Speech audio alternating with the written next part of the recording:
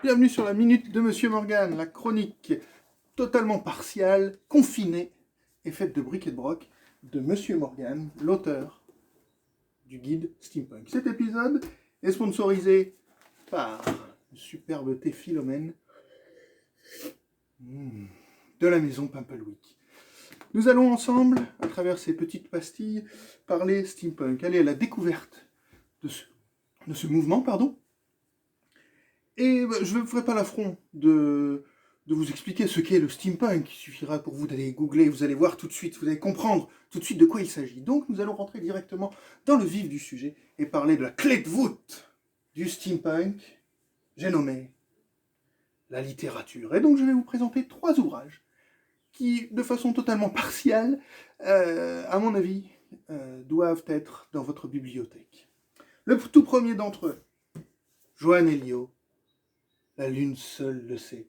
Là, bon, c'est l'édition de Poche Folio, mais il y a la superbe édition de chez Mnemos. Premier tome de la trilogie de la Lune. Pourquoi je vous le présente en tout premier? Parce que pour moi, si vous avez un seul livre steampunk à lire, c'est bien celui-ci. La Lune seule le sait. Imaginez donc, le personnage principal, c'est Jules Verne. Jules Verne est envoyé sur la Lune pour aller sauver Louise Michel des prisons sélénites. En fait, au milieu à la fin du 19e siècle, des extraterrestres sont tombés sur Terre, sur la France. Et grâce à cette technologie, la France est devenue la plus grande superpuissance, à la place de la Grande-Bretagne. Et, bien sûr, on a réussi à faire des voyages dans l'espace. Et Napoléon, très aigri, envoie donc sur la Lune tous les opposants politiques. Et pour moi, dans ce livre, il y a tout. C'est hyper bien écrit. Il y a du steampunk, en veux-tu, en voilà, de la technologie moderne pour l'époque, de la technologie totalement anachronique, des voyages dans l'espace, personnages principaux, Jules Verne, Louise Michel, personnage historique, et également une petite dose d'humour et une vraie réflexion sociale. Un seul livre à lire, je vous remontre. La Lune seule le sait, de Johan Elio. Pour continuer, un autre auteur français, mais en fait, on va parler que de français. Autre auteur français, très grand auteur de littérature de genre en France, Mathieu Gabory, avec Bohème. Alors cet ouvrage n'est pas forcément le plus souvent cité, mais il est vraiment top. Encore une fois, hyper bien écrit, Mathieu Gabory, c'est la littérature inventive. Voilà, après la révolution industrielle, le paysage s'est recouvert d'une sorte de substance étrange, corrosive, qui s'appelle l'écrime.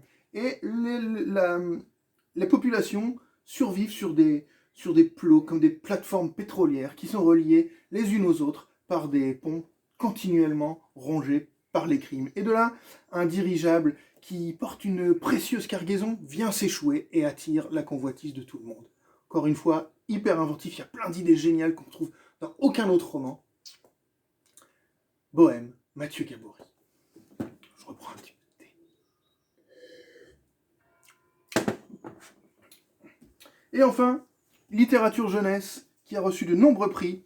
Rouille, Florian Soulas. Excellent bouquin, très bien écrit, encore une fois.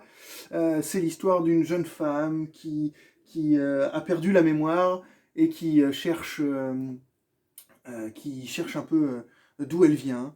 Elle a une petite prothèse sur la main. Autour d'elle, c'est un Paris un peu particulier qui est divisé en quartiers avec à chaque fois une ambiance particulière, très spécifique. On a un endroit qui s'appelle le Rebus, si je dis pas de bêtises, avec d'immenses... c'est une immense décharge où les gens viennent s'échanger des pièces. Et encore une fois, la basse société, la haute société, le personnage principal vit dans une maison close. C'est une vraie réflexion sur la place de la femme au 19e siècle, sous couvert de ce récit totalement rétro-futuriste. Donc je vous répète, on commence par La Lune seule le sait de Johan Elio, magnifique.